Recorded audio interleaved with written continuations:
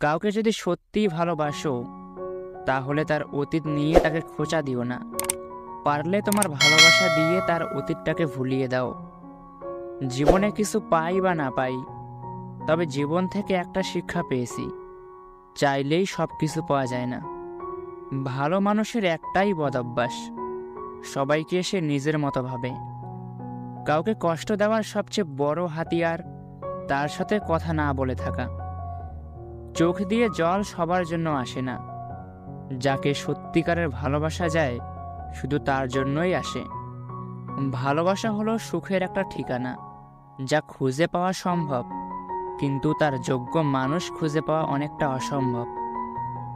তাকে ছেড়ে দিও না, যে তোমার শত খারাপ ব্যবহারের পরেও তোমাকে কখনো ছেড়ে যায় না।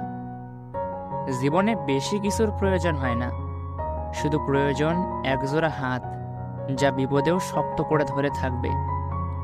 যে যত বেশি মন থেকে ভালোবাসে, সে তত বেশি কষ্ট পায়।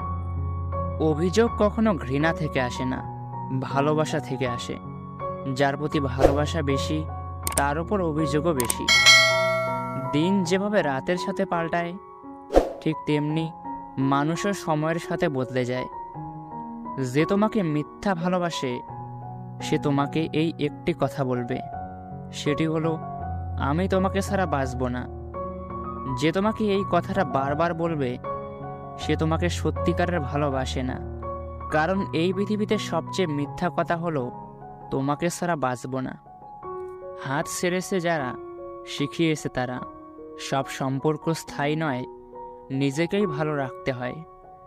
প্রেমের কথা ছাড়ো, ভালো বন্ধু হতে গেলেও রাগ আর অভিমানের মাঝে পার্থক্যটা তোমায় বুঝতে হবে।